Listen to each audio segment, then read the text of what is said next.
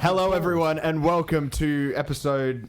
What episode is this? Six, I think. Episode 5 or 6 of the Shed End podcast. We are here. This is our first post-season episode. The A-League is done and dusted. Another season of absolute dog shit is over, and we are here welling in our sorrows and our frustration and our pain for the next 5 months.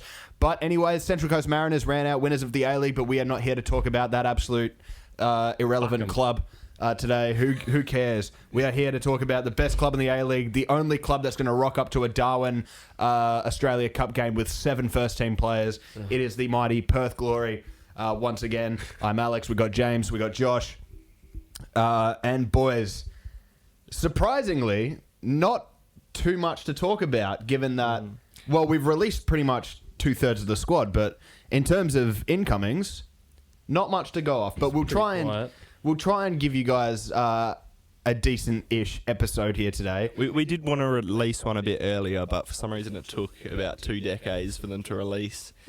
We're getting through all the player departures. There's too many. But we'll be getting over some of those wow signings today, boys. Some of those much-anticipated wow signings. But first of all, I think it's just in order that we say, thank fucking God that season is over, because holy shit, I can't do this. I can't do this for much longer, lads. I can't do this. I don't think because I don't think we have seen a crazier season from start to finish, because, you know, we had going into the season, we had Ruben getting the boot. We had Kenny taking over as the coach for the preseason game against West Ham. We had the exodus of players, and then Tony Stage going, yep, I'm out, you know, I can't do this anymore. And then the whole debacle with the ownership. Then we get Staj, and we think, oh, we're saved. And then, you know, 6 months later we go, we're back to being last again. And now we're sort of back at square one, where we've released half the team and we don't really know who's going to be the coach this club season. Literally has erectile dysfunction. Like, it cannot get it up. Not even Viagra, bro. We always peak and then flop. Like, think about it. Wellington game, everyone's like, Glory's back. Bay 96, who? 136. Yeah, 136. And then all the boys there, we're back boys. And we lose every single game after. Yeah. The only 2 good things to come out of this season, in my opinion, was... You actually found positives? The win against Melbourne City and that comeback win against Zagovic's Brisbane. That is quite literally... What about the Wanderers away win? Oh, actually, no. The Wanderers away win because... that was class. Yeah. Gave birth to that meme that I've now had 2-1. Yep, 2-1. My club is in receivership. And then we proceeded to lose 2-1 at home. They let us know about it as well. Fucking hell. Well, look, we're not here to talk about any of that because we've got an absolute dismal future by the looks of things. But don't worry, lads. Do not worry. We have released 15-ish players. That's 11, I think. 11 players. On top of that, Daniel Benny has been sold to QPR. Hopefully we get a compensation fee for it. I don't know about that. Same with James Overy, signed for the Manchester United Academy just this morning. So we're looking to get a compensation fee for that. And a bunch of other rumoured players leaving. Salim Khalifi, obviously, gone a year early. Fuck you, Fuck you. You left us at our worst moment, dog. And Aaron McAnuff, his future up in the air, of course. But don't worry, Stan Lazaritis has given us a promise of 6 to 8 wow signings. Who's Stan Lazarides? It's Stan Lazarides, mate. You're just having a go at him for pronouncing Meshekadumi wrong. Oh, it wasn't just... It was... No, hang on. His last name's Greek. Who the fuck cares, bro? Who's supposed to be able to pronounce that shit? Come on. But he did have that. So the WoW players, for the viewers that aren't, or the listeners that aren't aware, it was the interview with Peter Vlahos on Sports Day that happened, I think it was on Monday, or maybe even a little bit more recent than that. But it was basically, he was like trying to be like, it was almost like a used car salesman sort of going, it's going to be great this season, it's going to be amazing, you're going to love it, we're going to sign some WoW players, no marquees, but definitely some WoW players, you know, bring it on. Did he say no marquees? There wasn't. He didn't say specifically. It was very much hinted towards that. Yeah, it's like, and it's not surprising. Well, 6 to 8 WoW players, but it's like the more important issue is our coach, because I think in the end it's irrelevant who gets brought into the club when you don't know who your coach is going to be. And I strongly disagree with the idea that you just sign players and then the coach has to work with that. The coach should, in the end, have not necessarily total control over transfers, but they should have their input and say what type of squad they want to build, what positions we're looking for, the style. And again, with WOW players, what the fuck is a WOW player? So what is a WOW player? If he gave a better indication saying 6 to 8, even if he said first teamers, I could get an indication of, okay, these are experienced guys that are going to be brought in to be the sort of building blocks of the club for the next few years. But he said WOW players. What is a WOW player? It doesn't give me confidence when he says 6 to 8. If you know you're the head of signing, if you know you've signed 8 good players, you say we've signed 8 WOW players, not 6 to 8. What does that mean? But I think he's more done that to sort of drum up interest. If you said, I've signed 3 WOW players and we've already announced Brandon O'Neill and Josh Risdon, which we'll get into, next signing that gets announced, that's a considerable WOW player. People are just going to be like, well. Then again, there was one smart ass, and I know who you are, who under the Brandon O'Neill signing commented "wow" underneath the post. Love you, Alex. Not you. There's another one. There's another one. Yeah, I know. We know who you are, bro. But yeah, we know who you are. But it just, his interview for me lacked. And it could just be, when you're talking on the radio, me and Alex have done it. It's one thing talking with mates, but it's another thing going live on air and trying to, talk about something that's very important in terms of our recruitment. And it's for me, it sounded like a very Tony Sagey kind of interview with how he was trying to hype things up. And if there is genuine reason to be hyped and the players that we do sign are very good, then sweet, I'll say, you know what, Stan's bang on the money. But the thing for me is that Stan has never been a director of football before. And I had this exact same problem when we had that wooden spoon season the first time when we employed both Ruben and Andy. And I was like, well, why are we employing these guys? We're going through one of our worst seasons ever. You need highly qualified, experienced people there to lead your project to get us out of the shit. And not someone just quickly that, he's a Socceroo. He's played loads of games over in the UK.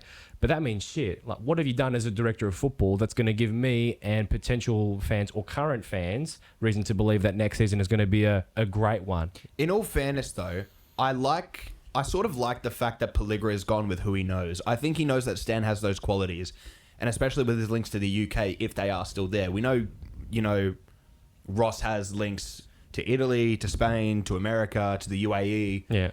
It's great that we've got someone like Ross at the helm, but he needs his people that are under him. He needs his sort of minions. He needs his worker bees or his worker ants or whatever. I don't think you can really blame obviously Stan and Andy, because Andy, in my opinion, is more of a coach. He got pushed into that director of football, head of recruitment. Yeah. Sorry.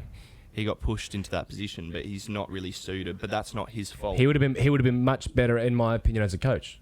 I think he could have been very good as a coach. I think someone with his experience, he had a bit of experience coaching Inglewood for a brief period of time. I think he would have been much better suited to that role. But back on Stan, the interview, so there's obviously the question of what is a WOW player. Bit of amateur hour with Jalen Pearman.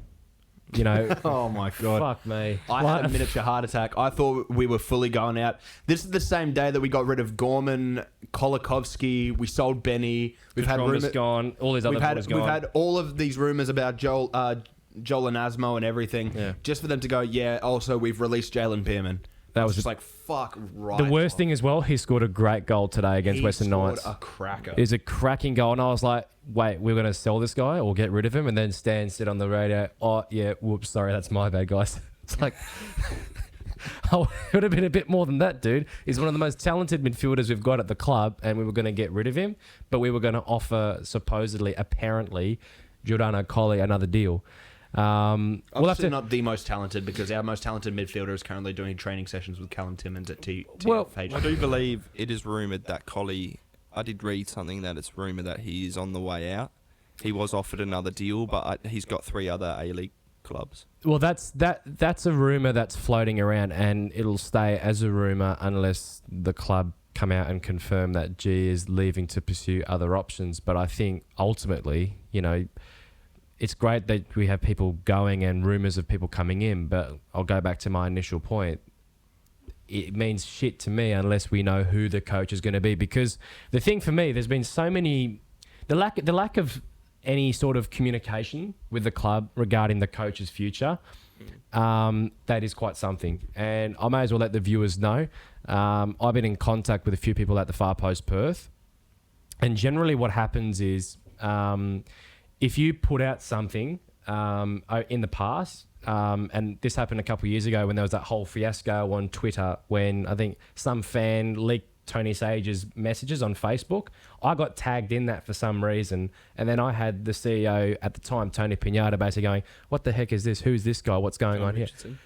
I don't know if that's the fan, but there was definitely an issue there. But Far Post Perth, they did the story about Staj leaving. When they did, they hadn't heard anything from the club. Nothing. Like nothing saying, delete that. That's bullshit. It was just Staj at the press conference said, I don't know anything about that. Like you would have thought the club would have got on the front foot and said, this is not a true story. We back our coach. He is the guy that's going to lead the Pelligra era. And people are starting to catch on now that maybe something is happening. Well, even in the new signings, there's been no comment from There's been no comment. And every time there's been a new signing, generally over the last few years, there's been a comment from the coach, the director of football, and the CEO, at least. And the player as well. And the player as well. All we've had is a comment from the player and a comment from the director of football. So whether we should be reading into that or not, I don't know. But I think the lack of clarity and communication from those running the club over what the future of our coach is, it's telling. And, there's rumours that are floating about that Western Sydney are apparently interested. If Western Sydney come in and get Alen Stajcic, is that the end of the world? Well, it depends on who we get. I mean, Melbourne Victory, apparently Tony Popovic is going to be going to Hajduk Split in Croatia. So That's if he gets the job, though. That's if he I gets the honestly think job. that job might be a bit above him. I can't lie. do Melbourne Victory keep Popovic, though? Like, their fans, by the sounds of things, were pretty pissed off with... They're grateful that he got them off their ass to being better, but their brand of football is their CEO terrible. did say at their player awards that it was an acceptable season. They were happy with it. Well, obviously, you make the A-League grand final. Yeah. You can't be pissed with it, but obviously... So, as like a business decision, would it be a smart idea to move him on? A smart business decision would be taking Popovic on a reduced wage. Yeah. That would be a smart business decision. Yeah. Obviously, he has the offer on the table in Croatia if he wants it, but I don't know if it's a good move for Hajduk Split. It's a big club. Popper's managed in Croatia before. No, he hasn't. He has. When did he manage there? When his sons were playing there. Yeah, I don't think he had it. Oh, no, in Greece, sorry. In Greece and Turkey. Yeah. Sorry. But he He's managed in Europe before and it didn't work out. But he went to shit clubs. He did, but... In the sense that Turkey, it was a shit show. The president that brought him in then got sacked, and then he was up against it from the beginning. And then in Greece, I'm pretty sure he was doing all right, and then the club just fucking sacked him anyway. just somehow got rid of him. Yeah. Yeah, so... Similar with Arthur Papas and what happened with him at Buriram. First place in the league. I'm pretty sure they were undefeated as well, and then got the sack. Surprising that. Yeah. And last I heard, he's looking for a gig in the A-League, but... Well, there might be a possible club. Well, I just think again, going to Staj, I think the lack of communication from the club and just like a proper solid statement is like a little bit unfair to us, like not knowing what's going on with our coach. And look, we've heard a few things here and there through the grapevine. A lot of the information that at least I was given is confidential. But what I can say is that there is no guarantee that Alen will be our coach next season. Yeah, of course. And, it looks like we've had talks with other coaches. And look, if the club and here's a good thing as well for the club. If what I'm saying is not true, come out and say that it's not true. Give a statement and say no. Alen is our guy and back him, because it's not fair on him trying to plan for the season that we've got coming up. Which Stan's saying it's going to be great, it's going to be wonderful, we guys are going to love it, yeah. And Alen is next minute not the coach. We need a statement. Alen needs to be backed, and he needs to be given a chance. I feel, because as much as we all have doubts. Yeah. Look, I'll be honest. I love him, but I have doubts.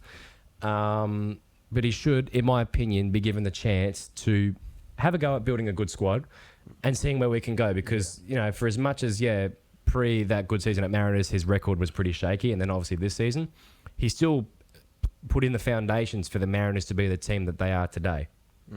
So, in my opinion, he should be given a chance. I'm not sure what you boys think, but I think the whole scenario, I think ordinary fans are catching on, and I just think, it's not good business or professionalism from the club to be this silent over an issue this big. Yeah. Well, if you saw Aussie Scouts post, I think it was Zrilic.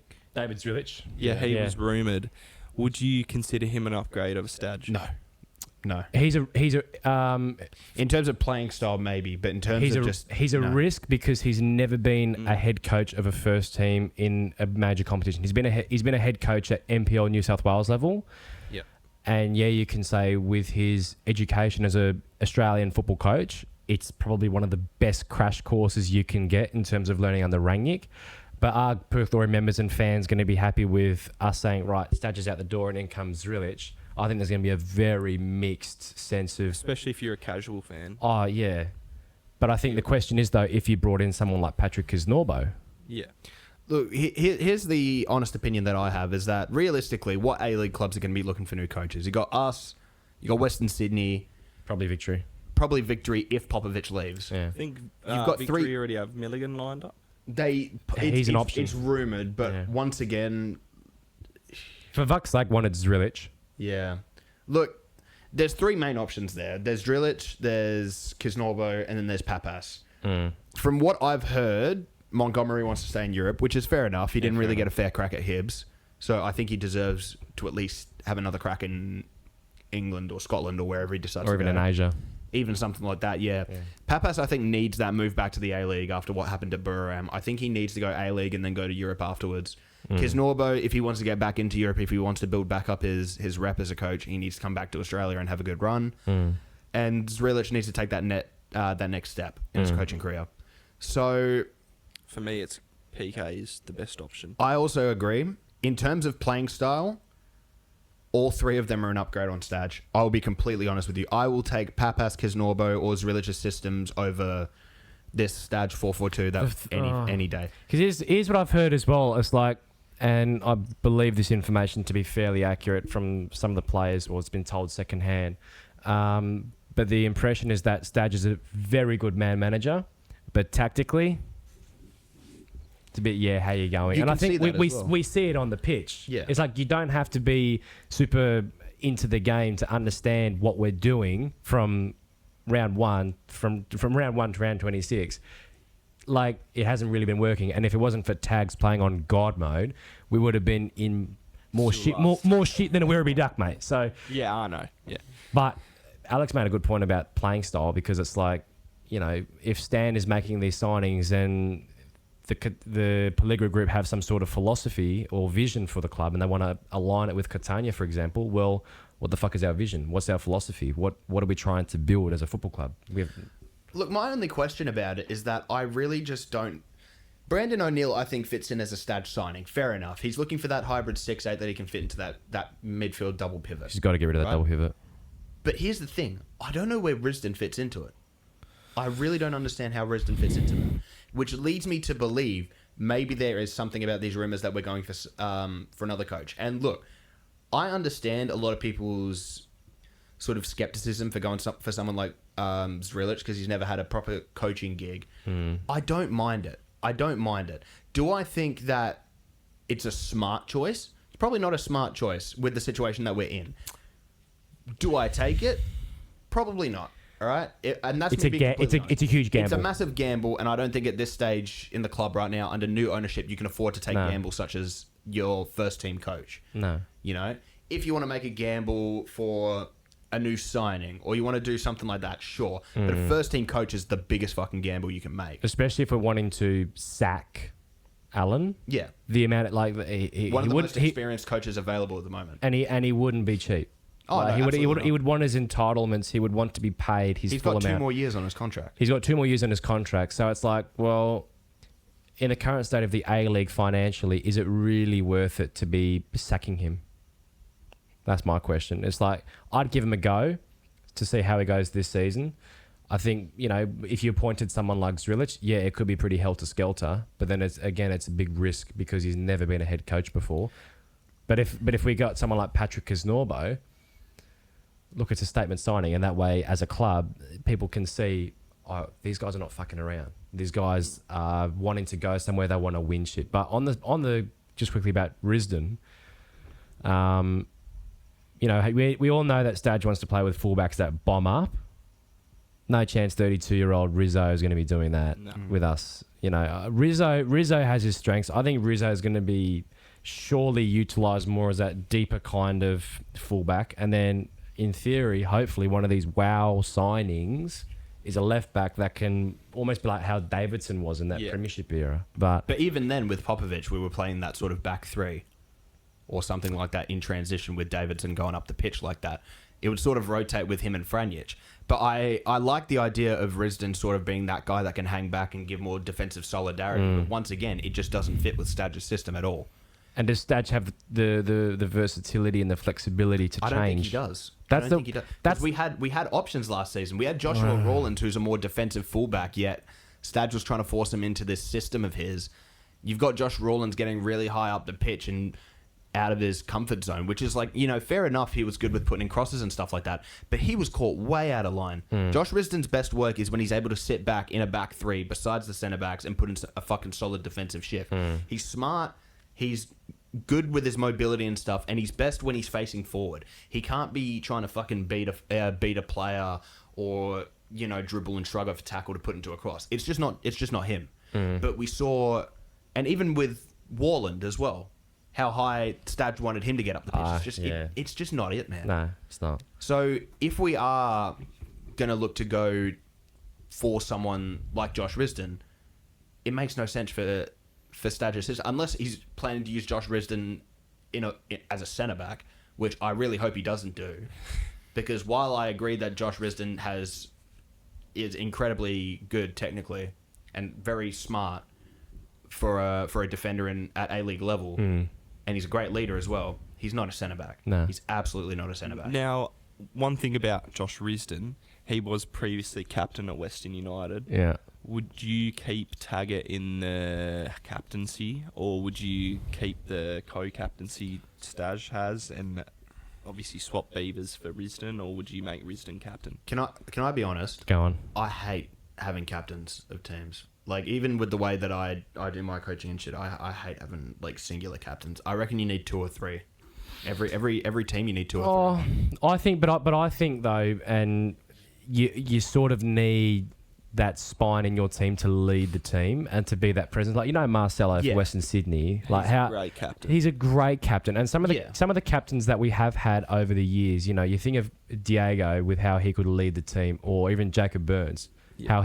How great he was as a leader, and then you could go even further back into the NSL with some of the captains that we had there. It's like one thing Glory's lacked is proper strong leaders, and I would be fine if Tags was the captain, but I also wouldn't complain if Rizzo was the captain, because I prefer centre backs being my captain rather than my striker. I want my striker just to focus on getting goals and doing his job up the front, rather than having that extra maybe burden of being that leader. Because that might elevate Tags' game as well. I still think Tags is a leader. He doesn't need to have the captain armband on to be a leader. But, yeah. But it's a good point that you make on Risdon being captain, because coincidentally we also just signed the captain of the Newcastle Jets. Oh, shit. Look, I know Brandon O'Neill has had a very bad sort of viewing from the Glory fans with this recent signing, and deservedly so, for what happened during the COVID era. Do I blame him for leaving the club? I've said this before. I don't blame him at all. The club was a shit show. We're in a COVID financial situation. It was a terrible family situation with what was happening with him and his family at the time. His dad. So I don't blame him for the decision he made then. But if you read his statement correctly, he essentially said in a professional way, "I left because of the owners." Like He did, but I don't think that's entirely true. I don't No, I think there's other deciding factors, but I think that was a big reason, and I'm not surprised. I'm not gonna speculate because I don't know all the details, but I just think, you know, with all the shit that was happening for him, leaving us wasn't necessarily the worst thing. It was still a shit go because you're the captain of the club on a 3-year deal. That's, you know, you can't be doing. I mean, look, loyalty isn't really a thing in the A-League. Yeah, and shit. I don't know if I can say this, but I know someone who did speak to him, and he said the reason he's leaving is because of the owners. Well, Tony, and as well, Newcastle were offering a much better package. Tony Stage as an owner, for as much praise as I will give him, he mismanaged so many areas of the club that the trickle down effect is why we were in such a shit show when Ross bought us. Like, we had a review that was done externally about 10, 12 years ago, and I don't think we've even utilised elements of that review at all. Like, there was something to do with like signing players. Like, they recommended stop signing players over the age of 30, bring in more youth and trust the youth. Yet since then, we've been continuing to sign more players that are over the age of 30 with no sense of long-term growth, and we're constantly spending, and then not getting any money back. So, I mean, look, it's positive to hear that, you know, not only are we getting a good experienced core of O'Neill and Risen as almost like a sugar hit, we're raiding Western Sydney's academy to go and get Nathaniel Blair and I can't remember the other bloke's name. I know it starts with Adam. Bro, I don't even want to try and pronounce that. But, like, look, I'll just make a point while you look that up quickly. It's just, I enjoy the fact that we're signing these experienced players and players that have experience with captaincy, because it just screams to me, as a team that I expect next season will have a lot of younger players in it, we need that leadership all over the pitch. And the fact that you're going to have guys like Ollie Sale, Josh Risdon, Brandon O'Neill, Musti Amini, Adam Taggart. It's a good call. That's a very, very good call. So I don't think we really need to be focusing on who we're lumping the captaincy on. We're going to have 5 or 6 captains on the fucking pitch. And that's the best team dynamic you can have. You don't want to have one sole guy with every player just sort of looking to this one guy for an example, for leadership. You need 5 or 6 level-headed, experienced guys that are just going to fucking go and give it. Adam Bigaraja is the player. Let's see that. Bigaraja, yeah. Doing relatively well in the NPL in New South Wales. 15 games, 8 goals, 1 assist. Plays like a number 10. Those are pretty much Jelicic numbers, were they not? Sort of like was a bit better. Jelicic had some good numbers. And then Nathaniel Blair. So he's more like a target man kind of player. He's also got a decent goal record in the NPL New South Wales. That Wanderers team He's is getting about stacked. a goal a game at the moment, Nathaniel Blair. Yeah, that Wanderers team is absolutely stacked with talent. There was another guy that was recommended to me as someone that, you know, Glory should look at. I can't remember his name, but he was a midfielder. But I think it just shows, like, the way in which the league is going. You need to get good young players into your team. Like, look at the Mariners. Like, I know we keep saying about them all the time, but they are a well-run club. Like, that watching them win the grand final, I got the most bitter I've ever been. Not because they had their success, but because of how fucking retarded our club has been ran for so many years, where we've splashed away that much money and we've had no success for it. We haven't backed our young kids enough. We haven't given them enough opportunities. We've given too many washed-up has-beens a go. And in my opinion, we should be looking to get some good young players into the team that have talent, that have something to prove and something to show, and then get some good older players around them. What would you put Central Coast Mariners' success down to? Since a couple of years ago, you know, they were getting the wooden spoon every couple of years, it's like us. Incredibly smart and resourceful management and the effective following through of a game plan. Because if I can put it down to one thing, look at all their big sort of players that have come through over the last few seasons that have had massive impacts on their club. Brian Kaltak, they signed from Oceanic Leeds. He'd never played a professional side before. You have Ryan Edmondson, who I know this season struggled, but came up with 2 goals in the grand final.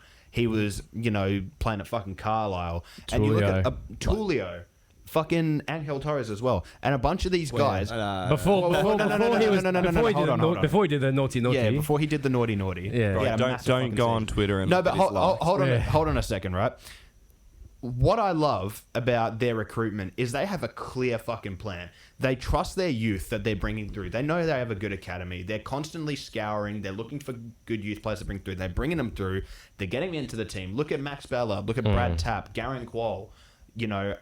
All these young guys that they're managing to bring through, mixed with signings of guys that aren't exactly teenagers, but they're in that stage of their career where they're ready to take a step up. Yeah. 22, 23, 24-year-olds, Docker, and Angel Torres before he did the naughty. Yeah. Like, all these guys that are actually having big effects on the club and gaining the money from these sales. Max Ballard just been sold off to Portugal for Portimonense or whatever. That club in Portugal. But you know what it shows as well, right? There's a couple of things. Number one, they have... At the top, they've got their own... The coach has their philosophy, and that gets put down to all the younger academy teams, so that by the time those younger guys step into the first team, it's a natural transition rather than they've been doing something in the academy and then there's something totally different in the first team. And then the other point as well, I refuse to believe that the Central Coast has better young talent than we can put up. No, definitely not. Bullshit. Because like we were saying before, Jalen Pearman, that goal that he scored today in the NPL... Jesus Christ! Like technically great midfielder. Like the drag back and the cuts that he was doing in the midfield line to drive past. Then he linked up and then boom, brilliant goal, edge of the box, and then Despotovsky scored as well. We've got good young players in there, so give the good ones a go. Let's see what they can do. Because with the greatest respect to them, some of the... And that might also be because we've got a better crop of young boys coming through now than the last few years. Because the guys that have featured the last few years, with the greatest respect to them, weren't really all that impressive. And they haven't really gone on to do all that much with their career.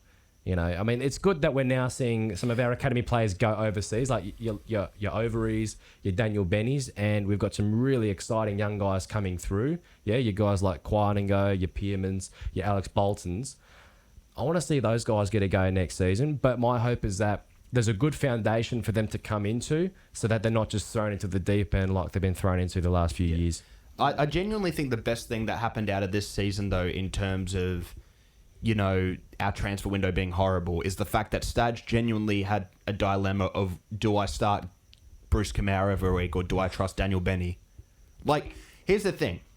You look at the Mariners and the way they've introduced Miguel De Pizio into the side. Oh. Fucking phenomenal. Yeah. Scored a goal in the grand final to get them ahead. Yeah. Scored a goal in the...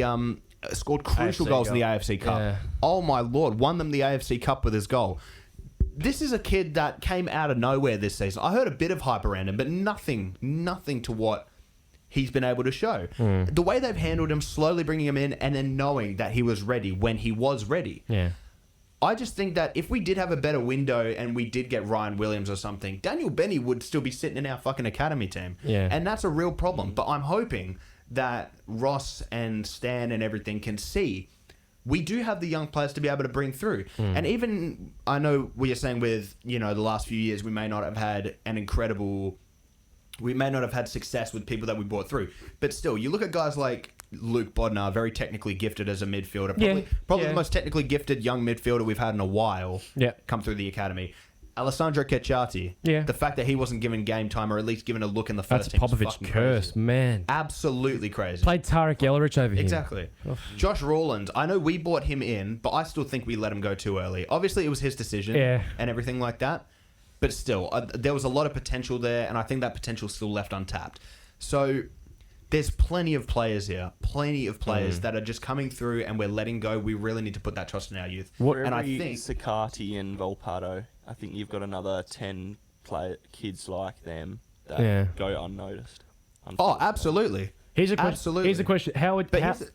Just very quickly, how would you boys like to see the squad in terms of its composition as a starting 11 next season? What do you want to predominantly see in it? Do you want to see loads of young boys, more experienced players, or what sort of balance do you want to have? I think you need a good mix. Yeah. But you can't obviously force young boys. I think it's good that we're rating other academies, and if our full bench is obviously maybe one senior player and the rest like young guys, players. Yeah. And then you have, 6 to 8 senior players on the pitch with another, like 3 younger players. I think that's a I'd good cop that. balance. Here's the thing, and I go on and on about this. I am prone to complaining about fucking anything if I can, but I am honestly fine to just sit back and accept an average season for next season. And an average season for me would be finishing maybe around 5th, 6th. Yeah. I'd be happy with that. I'd cop that. And the reason is, I think if we can finish around 5th, 6th while setting up a foundation for us to build on in future years. And what I mean by that is, you look at the signings we've made so far. We've got Taggart, we've got Amini, we've got Sale confirmed staying, we've just signed Resident, we've just signed O'Neill. You get someone like a Trent Sainsbury, you sign a Economides on top of that if we can, since he's just been released from the Victory. I reckon you honestly trust some of the younger guys. Like, obviously we've gotten rid of Daniel Benny, but you've got Majeka Dunmi there. If you can pair him up with a partner that covers for his inexperience, you could honestly make a case for Kalen being a starter next year. You genuinely could. Adriano Labib, fantastic performer. I reckon our best option is to fill this squad out, get a few more experienced players. You look for your Trent Sainsbury. I'd honestly sign Trent Sainsbury. Yeah. I'd sign Chris Economides, and I'd look to fill the rest of this squad similar to what the Mariners have done with players between the age of 22 and 24. Yeah. 24, 25. You pick out a group of young players that you say, all right, these are our players that we know are ready to at least come in and get minutes when we need them. Yeah. For me, those players would be Aiki Tsukamoto, Caleb Majeka-Dunmi, Adriano Labib, Quiet and Go, Pearman. Got to be Pearman. and Jalen Pearman. Yeah. That's probably it for now. I wouldn't... If you do manage to keep guys like Adam Zimmerino and Luke Bodnar, keep them. Yep. Because they're good enough to at least play a role in the squad. They can do a job. Absolutely. Yeah. But you want to have those young guys on the bench getting that experience. Cameron Cook as well. He's going to be there next season as well, hopefully. Yeah. But you need to be able to have those guys that are experienced enough around the age of 23, 24 to be able to step onto a pitch and perform, but you know that you're going to get some value on them. Get them on a 3-year deal. If they have a great season, a cracking season, 1 or 2 seasons, fucking sell them on for profit. And that's what we should be looking forward to do. So what should our plan be with visas? Because we're going to have a full slot of 5 spots. I don't think you need 5, honestly. Would you be fine with 3? I would be fine with 2 or 3, I'll be but fine with they 2 or 3. they have to be smart ones. They have to be super good. Oh, but here's the thing. I want them to be fucking good though. That's the Yeah, thing. of course. Like if you imagine right, we had like a former captain, like a Marcelo type next to Majex for the whole season. Oh, no, absolutely. Dude, I'd cop but that. here's the thing. If you can cop like a Trent Sainsbury, I'm honestly fine with using a visa spot on like a banging cam, and then genuinely, if you want to sign a couple 22, 23-year-old, prospects that are wanting to come to Australia and actually boost up their careers, like the Mariners have done with Edmondson, Tulio, Angel Torres, Mikael Docker, why not? Honestly, why not? And I don't see an argument as to why we shouldn't be doing that business, because it's smart business. Like, if you're going to get in a visa, rather than having like 5, mid ones, Yeah. like a McInnes or a Khalifi, Yeah. Get 1 or 2 bangers. 2 bangers and one like young one, like Yeah. a Tulio or a... A couple that have actual financial upside. But do we have the capacity to bring those kinds of players in? Because Mariners, Absolutely. But I'm only saying that because our visas, in terms of the players that we've brought in since 2018, well 2019 actually, it's been terrible. We've not really signed visa players that have taken our squad to the next level. Like, I remember under Jacob Burns, when he was our director of football, with some of the visa players that we brought in, they were excellent. Like, you think about you guys like Marinkovic. Castro, Marinkovic, Vadoc, Shandor, Juande, right? Even Fabio Ferreira did a good job for us as well. Xavi Torres was a little bit shit, but the point was... I reckon Keske Otter and Daryl Latchman have been the only serviceable visa players that we've had in the last few seasons. I'd say only Daz.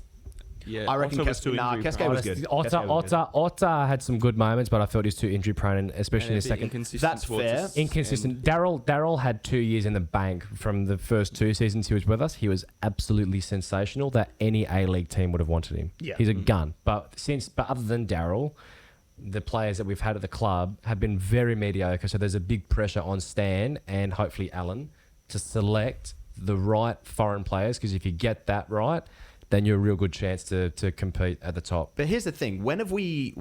Genuinely, I can't think of the last time we made a visa signing that was below the age of 30. Maybe apart from Fabio Ferreira, because I don't remember how old he was. He was, what, like 28? 29? But genuinely, can you think of ones? Look at all the old guys that we brought in that just didn't work out. Sturridge, Longcomb, Sydney was good, but he's old Sydney. now. I think old now. Otto was old. I'm thinking Sydney Sciola or Andrezinho. One of those Brazilian boys. I felt that we got them when they were young. That was what, a decade ago? A long time ago. A long time ago. We need to revert this transfer strategy back to, instead of signing these... You can get one. You can get one. You can get one. One or absolutely. two. But they're going to be mostly young boys. But here's the thing. I don't see the point in signing old visa players on all this extra money and risking stuff like, them maybe not speaking the language the best and shit like that. Well, look at... When you can get guys like Trent Sainsbury, look at Western Sydney as an example. They had Hendricks, they had Kittle, and they had Antonsen. Yeah, Kittle was on loan, but those other two boys were on shitloads of money. And look at how shit they did for the Wanderers Hendricks this season. was fine. Antonsen but he was wasn't. just, But Hendricks was very inconsistent at times. He had some quality, but he didn't show it enough. That's true. So, and that's the thing. If you're gonna get I love watching Mariners play. Like with their signing someone like Tulio, how the fuck do they find them, and why can't we find guys like that? Like what's up with their scouting system, and what's up with ours? Like, do we even have a scouting system? Because I'm convinced we used to go on Transfer Market to try and find a player, not actually do the proper due diligence and try and find these good players.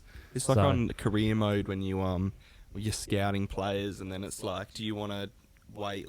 You have to do a scout report, and then you have to wait. Yeah, no, I'll just overpay him. I'll just get him.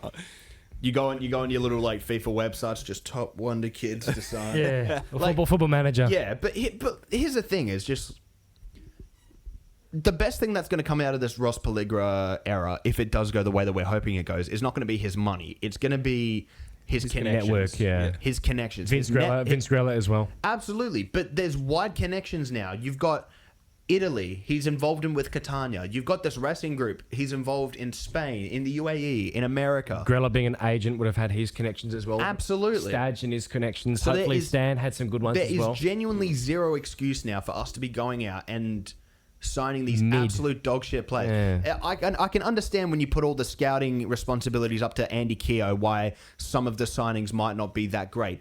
But now we've got a full-fledged network behind us, all right? Genuinely, I don't think it's that... I'm gonna sound like a dickhead because obviously I've never done anything here. It shouldn't be that hard. It really shouldn't be that hard. I understand it is. But the fact the Mariners can go from on a shoestring budget, the lowest budget in the league, maybe next to the Jets. Yeah. In the span of 3 years, they couldn't even pay their players. In the span of 3 years, went from a wooden spoon club on the verge of bankruptcy in big trouble to back-to-back A-League champions and treble winners. Come on. They would have made a lot of money this season. They would have made bank. Fuck. Purely because of their scouting and execution of a plan, which was incredible scouting of young players with financial upside. Yeah. Which their sales have managed to fund the club going forward now, which is fantastic. But those players fit the system though. They fit exactly. Like Jackson and Montgomery, they fit those two guys' system well. What we're doing right now with Stan, I'm not sure whose system we're trying to sign these players towards. Yeah. So it's like Staj's system was like, well, if you have O'Neill in that double pivot next to Amini, an O'Neill-Amini double pivot is going to get slaughtered. Risdon trying to play that high-flying fullback, not going to happen. So this is what we're saying now. Yeah, it's great they're experimenting and what we would like to see, but is the club going to do that? Is the club? Staj is gone. Well, we don't know, but we don't know, but because all signs are Risdon pointing isn't towards really a Staj type. No, like you said. No, assuming that he is gone, and you look at a bunch of Staj's boys that we just if we've signed 6 to 8 players, probably more, but they're just the wow ones. And you look at a bunch of Staj's boys that have just been let go as well. Collie rumored out the door. Kolakovsky gone. Kolakovsky went to Europe. He went to overseas. Yeah. I don't have a problem with Collie going. So. Oh no, neither. But I'm just saying he's trusted players. Indicative, yeah. You've got an A-League starter like Collie who played every single game as a starter, pretty much never getting subbed off. He's going to jump ship to another A-League club? I know Collar went to overseas, but surely he's gone Europe, right? Yeah, I would assume so. Yeah, but Europe. I'm saying more in Collie. In Collie's case, he wouldn't jump ship to another A-League club if Staj was going to be the man at the helm. Every small sign that we have points towards him leaving. And here's the thing, right? This is going to sound stupid. O'Neill and Risdon fit quite literally the system of every A-League coach that I can think of, or every Australian coach available that I can think of, apart from Stajcic. I can't think of one A-League coach, maybe apart from Mark Jackson. Do you know what? Where Risdon doesn't fit that system. Staj, for me, showed that, and he didn't show me, but he hasn't given me enough confidence to believe he can take us to the very top because of his inability to be flexible and adaptable to the players that he had, and his ability to make those tweaks and changes to get us to that next level. Like, we all watch RBTV from time to time, and we saw how those guys absolutely killed Rudin for not being able to make those changes, and that's probably why Western Sydney never got to the level that they probably could have and the potential that they had, because their coach couldn't make in-game changes and read the game and make a good system. You look at the teams that are doing well this season, Italiano, Jackson, both very smart, tactically astute coaches that can make those changes in-game to give their team the edge. Popovich, while shit play style, He can make his those adaptability and experience is unmatched. He made those changes. So Staj not making those changes, like, that annoys me. That annoyed me a lot throughout the whole season, where we could see changes. Like, I did a big regurgitation, or just a big fucking article on my thing about some of the defensive errors that we had over the whole season. There were errors with our press that were not fixed over the whole season. Some of the goals that we considered were almost identical. Some of the choices from our defenders, from a discipline perspective, were just really, really poor. And it just didn't really seem like we were a well-coached team. But Alen is a great coach, so are we blaming the players, or are we blaming the coach? Yeah, the cattle is probably not that good, but it's like, if Staj is going to stay with us next season, we've got to see a much better, well-coached team. And then following on from that, we've got to recruit players that are going to take this team to another dimension, and then you'll get bums on seats, and then the money will come in, because right now, you know, I can't lie, I'm content heading into the next season, but I'm not exactly excited or ecstatic. I'm sort of sitting on the fence. We'll have to see what happens, I suppose, but you don't know. We don't know yet. But yeah, I think we're really in trouble if we don't get our shit sorted by July. Darwin Australia Cup. Oh, I think we will. I want to see what sort of business we have lined up in terms of transfers. Because obviously O'Neill and Risdon, we knew about that shit fucking months ago, man. Loads, yeah. But the rest is sort of up in the air. We know about, Blair. We know about Blair. We know about the other Western Sydney Academy. I mean, I can say now What else do we know? We were rumoured to have signing Kieran Backus, but I don't think that's happening. No, I gone don't now. think so. Yeah. But Oh, lads, this is a wow signing. Wow as in look at his bank balance recently. I mean, like, this guy. 32-year-old Kieran Backus. There is one rumour we could probably say. Jacob Italiano. Jacob Italiano might be coming back. Come home, Jacob. He'd be a good signing. Absolutely. You know, Perfect squad player. I could see him as like that kind of Theo Harris kind of player that he is for Mariners. Like, I reckon Italiano's got a fair bit to prove here. But hopefully we can get... I've been told that apparently we've made a relatively big signing with regard to a foreign player. In what capacity is this player a big player, or on the pitch what they're going to be like, I have no clue. But it looks like we've made at least one decent foreign signing, and hopefully that's a player that... I mean, look, if Brandon O'Neill's a wow signing, I'm not... But we don't know. Is he a wow signing? Look, all I'm going to say, That's right? the thing. All I'm going to say, give me this front four. I don't care what defense we have. We win the league. Cam, Soriano. Left wing, Economides. Striker, Adam Taggart. Right wing, Doggy Carluccio. We're winning the league, boys. Dude. Absolutely. I don't know about Doggy. Yeah. Doggy and Economides. That's I thought like... you were going to say I don't know about Economides. Or Ryan Williams. Maybe. But we were just talking about our young kids before, about young players and trying to build a young team. Where do all the young players fit in that team then? Well, what young players do we have left that are ready to come through? I don't think the issue is bringing in Ryan Williams. I think it's not. It's more about... Because if you have a young player like Benny, let's be real, he shouldn't have started every single match. If we had him now... No, he wouldn't. No, but he did well to hang on and get better as the season went on. The thing is, but Benny deserved his move to England. He's gone now. Yeah, Joel Anasmo, as much as I'd love to keep him at the club, he's rumoured to have left for Brisbane for about, what, we've heard those rumours for about 2-3 weeks? He's still within a chance to stay. I'm hoping so. Let's just hope that he will stay. I mean, going to Brisbane, that'll be a shit move. Going to Rubes. I mean, it does make sense because, Rubes. Be a bit of a sideways step in his career. As You far know as where I'm I concerned. first heard that rumor? Jacob came into my fucking Twitch stream and said, "Oh, Nasmo's going to Brisbane." I'm like, "Yeah, fuck off, he is." And then he sent me a link to an article about it being a fucking transfer. And I was like, Jesus Christ! No way. No, but we got to keep those promising young players that we've got, and if our senior players don't pull their weight, bin them off and put the young guys in. Because I've also had enough. I'll just say quickly, I've had enough of old guys coming into the club and just not performing. And just not playing to a level that we can go. Sorry to say the word, but wow! Like I want. Yeah, I mean, Stan's been pretty clear that the direction he's going is bringing back WA boys. So Wow! let's just hope they can follow Adam Taggart's footsteps. And If you sign players of Taggart's caliber, yeah, or like of that Tony Popovich Socceroos era where we brought all those players in 2018, if we can bring players like that, then I'll say, oh wow, that's actually like. Look, I'll say it again. I care more about getting the glory back in Perth Glory than the Perth. You know, So I want to win. I want to win. Sorry, we've 20 years since a championship, 5 years since we were in a grand final or won a piece of silverware. We've won 2 wooden spoons in the last 3 How many years. since we made the 6? 2019. Yep, there you go. And we 2020, and we barely made it in 2020. We barely made it. We scraped in by the fucking. Skin about nuts. anyway, Yeah. I think we're dragging on a little bit. Is there anything else you guys wanted to say? Watch this space. Bro, that's so cringe, bro. Shut up. No, but okay, but like, Bro thought he I said just, something. No. Hey, watch the space, guys. No, I just reckon shit's gonna happen. I reckon shit. I just think, yeah, not watch this space. Like, I just think there's a lot of shit that's gonna have to happen over the next couple of weeks with our coach and with player signings. Wow. He said it again. Is that Wow. a Lazaritis reference? Lazarides. Wow. Lazaritis. Lazaritis. Lazaritis. You dork. Dork.